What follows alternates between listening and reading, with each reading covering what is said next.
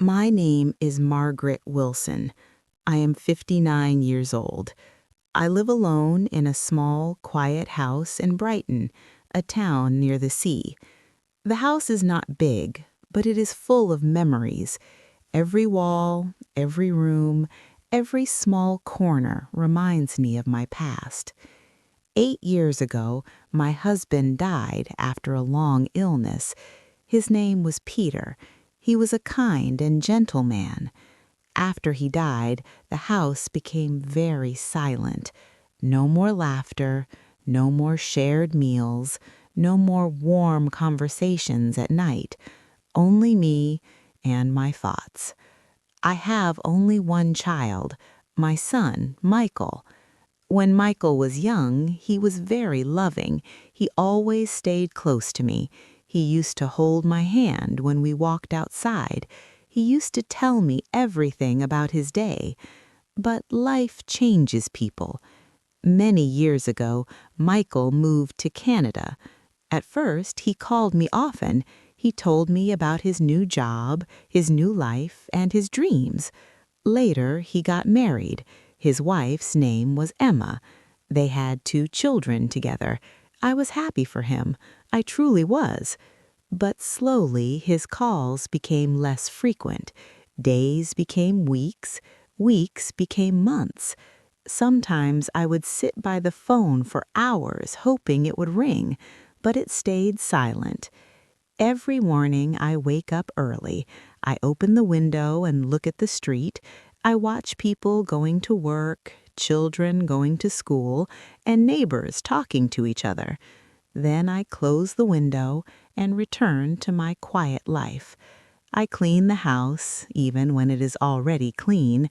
I cook simple meals, even when I am not hungry. I sit in my chair and look at old photo albums. In those photos, I see a different life, a happy life, a life full of love. I see Michael as a small boy, smiling and laughing. I see my husband standing next to me, strong and proud. Sometimes I smile, and sometimes I cry. Michael sends money from time to time. He says it is to help me, but I do not need money. I need my son. Sometimes he calls and says, "Mother, I will come soon." Each time my heart fills with hope, but he never comes. Still, I wait, because a mother never stops waiting. One cold afternoon, something unexpected happened. I was sitting near the window when I heard a knock on the door. At first, I thought I imagined it. No one ever visits me. But then I heard it again. My heart started beating faster. I slowly stood up and walked to the door. When I opened it, I froze. It was Michael. My son was standing there right in front of me. For a moment, I could not speak. I could not move.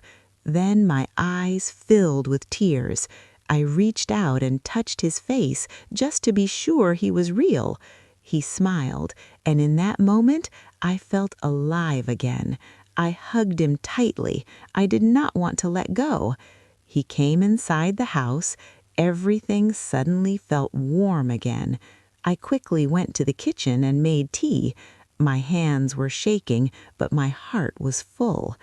We sat together and talked for a long time. He told me about his life in Canada. He said his wife, Emma, was kind and caring.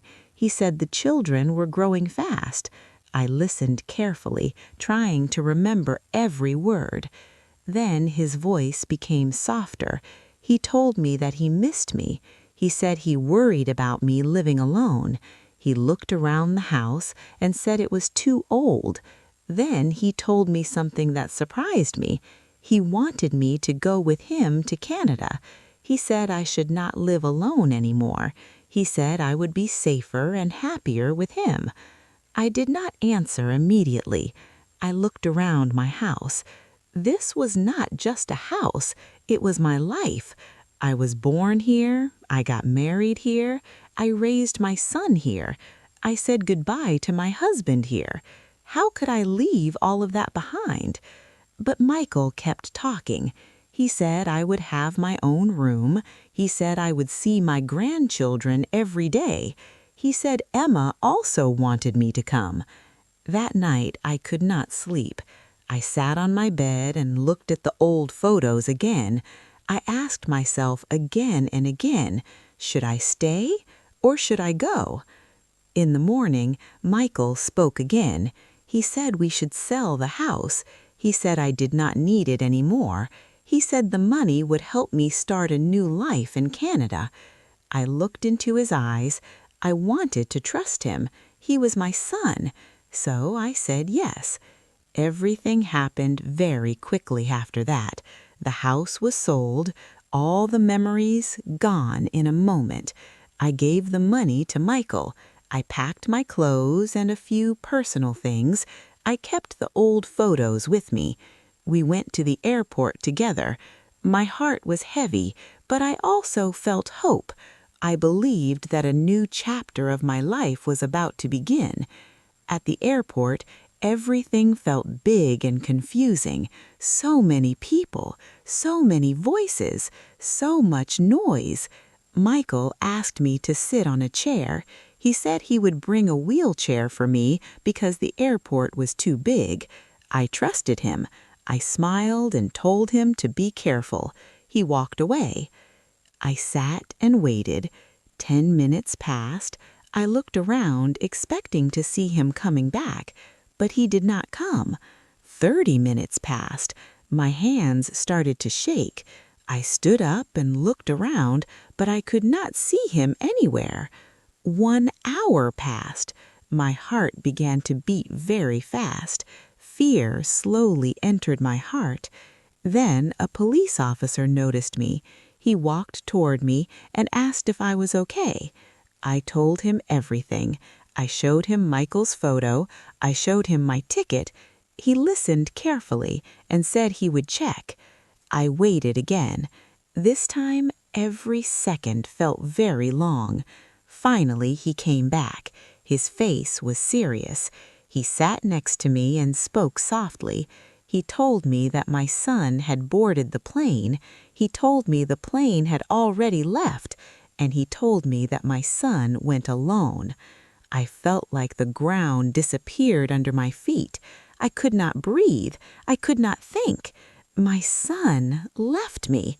The pain was too much. I started crying, and I could not stop.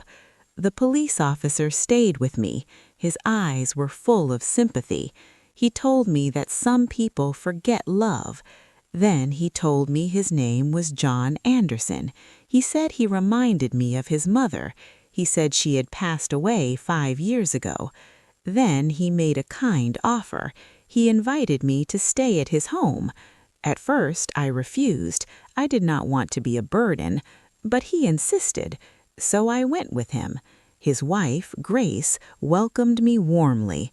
She spoke to me with kindness and respect. She prepared food for me and made me feel safe. That night, I cried quietly in my room. I missed my son. I missed my house. I missed my old life. But I also felt something new, kindness. The next morning, something happened that I did not know. The plane my son took crashed. There were no survivors. But John did not tell me.